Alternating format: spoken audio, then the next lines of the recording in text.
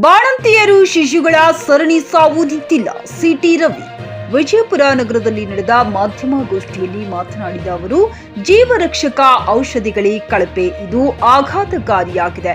ರಾಜ್ಯದಲ್ಲಿ ನಕ್ಸಲರ್ ಶರಣಾಗತಿಗೆ ಸಂಬಂಧಿಸಿದಂತೆ ಸರ್ಕಾರವೇ ನಕ್ಸಲರಿಗೆ ಶರಣಾಗಿದೆ ಎಂದು ಆರೋಪಿಸಿದರು. ನಕ್ಸಲರು ಸರ್ಕಾರಕ್ಕೆ ಕಂಡೀಷನ್ ಹಾಕುತ್ತಿದ್ದಾರೆ. ಶರಣಾಗಿರುವುದು ನಕ್ಸಲರೋ ಅಥವಾ ಸರ್ಕಾರವೋ ಎಂದು ಪ್ರಶ್ನಿಸಿದರು.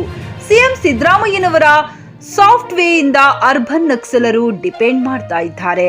ಬಹುತೇಕ ಅವರ ಒಡಲೋಗದಲ್ಲಿ ನಕ್ಸಲರ ಮಾನಿಟರಿಂಗ್ ಅರ್ಬನ್ ನಕ್ಸಲರೇ ಮಾಡುತ್ತಿದ್ದಾರೆ ಎಂದು ಆರೋಪಿಸಿದರು. ನಕ್ಸಲರಿಗೆ ನೆರವು ನೀಡುತ್ತಿದ್ದವರು ಯಾರು? ಆಯುಧಗಳನ್ನ ಪೂರೈಸುತ್ತಿದ್ದವರು ಯಾರು ಎಂದು ಶರಣಾಗತಿ ಯಾವ ಕಾರಣಕ್ಕೆ? ನಕ್ಸಲ್ ಶರಣಾಗತಿ ಸಂದರ್ಭದ ದುರುಪಯೋಗ ಆಗ್ತಿದೆಯಾ? ಈ ನಕ್ಸಲರ ಕುರಿತು ಪೂರ್ಣ ತನಿಖೆ ನಡೆಯಬೇಕು ಎಂದು ಕಾಂಗ್ರೆಸ್ ವಿರುದ್ಧ ಎಂಎಲ್ಸಿ ಸಿಟಿ ರವಿ ವಾಗ್ದಾಳಿ ನಡೆಸಿದರು. Danappa Managudi, check news Kannada, Vijayapura. ಅದು ಎಸ್ಎಸ್ ಟ್ಯಾಕ್ಸ್ ಬೇರೆ ಸ್ಪೆಷಲ್ ಆಗಿ ಕೊಡೋದು ಹೇಳಿ.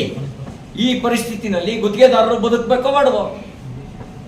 ಗುತ್ತಿಗೆದಾರರು ಸಾವಿನ ನಾವು ರೈತರ ಆತ್ಮಹತ್ಯೆ ಕೇಳ್ತಾ ಇದ್ವಿ, ಬಡವರು ಆತ್ಮಹತ್ಯೆ ಮಾಡ್ಕೊಳ್ಳೋದು ಕೇಳ್ತಾ ಇದ್ವಿ. ಗುತ್ತಿಗೆದಾರರು ಆತ್ಮಹತ್ಯೆ ಮಾಡ್ಕೊಳ್ಳೋ ಸ್ಥಿತಿ ಬಂದಿದೆ. ಇನ್ನು ಪ್ರಾಮಾಣಿಕ ಅಧಿಕಾರಿಗಳು ಅವ್ನು ಬದುಕಂಗೇ ಇಲ್ಲ. ಭ್ರಷ್ಟರಿಗೆ ಮಾತ್ರ ಉಳಿಗಾಲ, ಪ್ರಾಮಾಣಿಕರು ಬದುಕಂಗೇ ಇಲ್ಲ. ಪರಶುರಾಮ್ ನಾಯಕ್ PSI ಆತ್ಮಹತ್ಯೆ ಮಾಡಿಕೊಂಡ್ರು ಯಾದಗಿರಿನಲ್ಲಿ, ಪ್ರಾಮಾಣಿಕತೆ ಕಾರಣಕ್ಕೆ, ಲಂಚ ಕೊಡೋಕ್ಕಾಗದೇ ಇರೋ ಕಾರಣಕ್ಕೆ.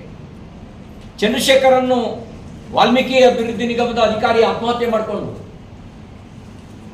ಭ್ರಷ್ಟಾಚಾರದ ಆರೋಪ ನನ್ನ ತಲೆ ಮೇಲೆ ಬರುತ್ತೆ ಅನ್ನೋ ಭಯದಿಂದ ಆತ್ಮಹತ್ಯೆ ಮಾಡಿಕೊಂಡ್ರು. ಸತ್ಯ ಹೇಳಿದ್ರು, ಹಿರಿಯ ಅಧಿಕಾರಿಗಳು ಗಮನಕ್ಕೆ ತಂದ್ರು. ಇವರೆಲ್ಲ ಸೇರಿ ನನ್ನ ಪ್ರಾಮಾಣಿಕರ ತಲೆ ಮೇಲೆ ಕಟ್ತಾರೆ ಅನ್ನೋ ಭಯದಿಂದ ಆತ್ಮಹತ್ಯೆ ಮಾಡಿಕೊಂಡ್ರು. ಡೆತ್ ನೋಟ್ ಬರ್ದಿಟ್ಟು ಆತ್ಮಹತ್ಯೆ ಮಾಡಿಕೊಂಡ್ರು. ರುದ್ರೇಶ್ ಯಡವಣ್ಣನವರು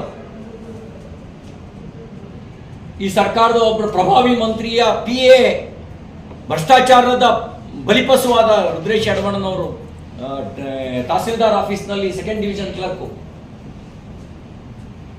ಈ ತರದ ಅಧಿಕಾರಿಗಳ ಸಾವು ಮುಂದುವರೆದಿದೆ. ಮೊನ್ನೆ ಗದಗ್ನಲ್ಲಿ ಒಬ್ಬ ನಿರ್ಮಿತಿ ಕೇಂದ್ರದ ಇಂಜಿನಿಯರ್ ಆತ್ಮಹತ್ಯೆ ಮಾಡಿಕೊಂಡ.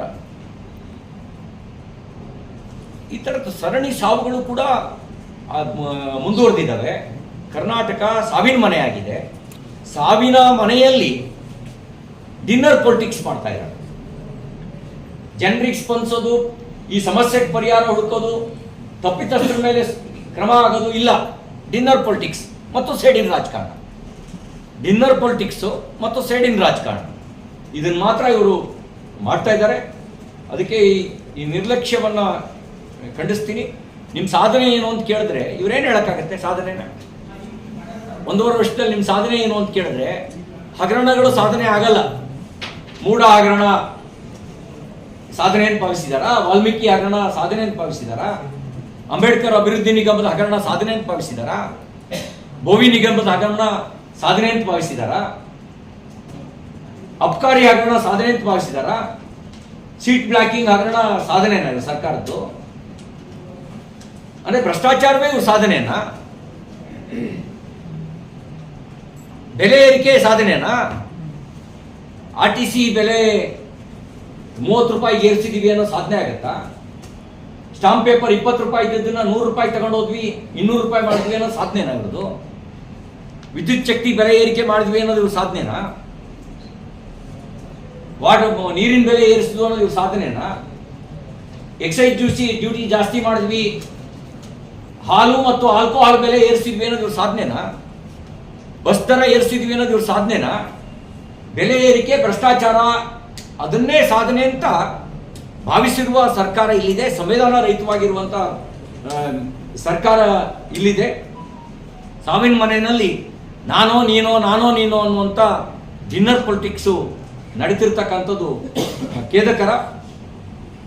ಅಧಿಕಾರದ ಹಪಾಹಪಿ ಇಂಥ ಸಂಕಷ್ಟ ಸಮಯದಲ್ಲಿ ಇಟ್ಕೊಳ್ಬಾರ್ದು. ಇಂಥ ಸಂಕಷ್ಟ ಸಮಯದಲ್ಲಿ ಜನಹಿತ ಮರೆತು ವರ್ತನೆ ಮಾಡಬಾರ್ದು. ಮುಖ್ಯಮಂತ್ರಿಗಳಿಗೆ ಕುರ್ಚಿ ಉಳಿಸ್ಕೊಳ್ಳೋ ಚಿಂತೆ, ಉಪಮುಖ್ಯಮಂತ್ರಿಗೆ ಮುಖ್ಯಮಂತ್ರಿ ಕುರ್ಚಿ ಮೇಲೆ ಯಾವಾಗ ಬಂದು ಕೂರ್ತೀನೋ ಅನ್ನೋ ಆತರ. ಇದ್ರೊಳಗಡೆ ನಾನು ಯಾರ ಕಡೆ ಇರಬೇಕು, ನಾನು ಯಾರ ಕಡೆ ಇರೋಕೆ ಅಂತ ತೋರಿಸ್ಕೊಳ್ಳೋಕ್ಕೆ ಡಿನ್ನರ್ ಪೊಲಿಟಿಕ್ಸ್. ಎಲ್ಲಿದೆ ಜನಹಿತ, ಎಲ್ಲಿದೆ ಸಂವೇದನೆ? ಗ್ರಾಹಕರ ಸ್ಯಾಟಿಸ್ಫ್ಯಾಕ್ಷನ್ ನಲ್ಲಿ ನಂಬರ್ 1 ತೃಪ್ತಿದಾಯಕ ಶೋರೂಮ್ ನಿಮ್ಮ ಎಸ್ಪಿ ಟಿವಿಎಸ್ ಶೋರೂಮ್ ನಿಮಗಾಗಿ ತಂದಿದೆ ಹೊಸ ಮಾಡೆಲ್ಗಳ ಹೊಸ ಬೈಕ್ಗಳು. ರೈತರಿಗಾಗಿ ಅನುಕೂಲವಾಗಿರುವ ಸೂಪರ್ ಎಕ್ಸೆಲ್ ಕೂಡ ಲಭ್ಯ. ಹಾಗಿದ್ರೆ ಹಿಂದೆ ಭೇಟಿ ನೀಡಿ ಎಸ್ಪಿ ಟಿವಿಎಸ್ ಶೋರೂಮ್ ಮಾಲೀಕರು ಲೋಕೇಶ್ ಆರ್ಜಿ. ಹೆಚ್ಚಿನ ಮಾಹಿತಿಗಾಗಿ ಸಂಪರ್ಕಿಸಿ 8499510009, ನಾಗಲಕ್ಷ್ಮಿ ದಾಬಾ ಹತ್ತಿರ, Gulbarga road, Humnabad. Coat pant, sherwani, suiting, shirting, sari, dress material ಹಾಗೂ ಮದುವೆ ಸಮಾರಂಭಗಳ ಎಲ್ಲ ತರಹದ ಬಟ್ಟೆಗಳು ಹೋಲ್ಸೇಲ್ ದರದಲ್ಲಿ ಲಭ್ಯ. ಹಾಗಿದ್ರೆ ಹಿಂದೆ ಭೇಟಿ ನೀಡಿ ಆರ್ಕೆ ಫ್ಯಾಷನ್ ಕಲೆಕ್ಷನ್, ಬಸ್ ನಿಲ್ದಾಣ ಎದುರುಗಡೆ, ಹುಮನಾಬಾದ್. ಹೆಚ್ಚಿನ ಮಾಹಿತಿಗಾಗಿ ಸಂಪರ್ಕಿಸಿ 8660601957.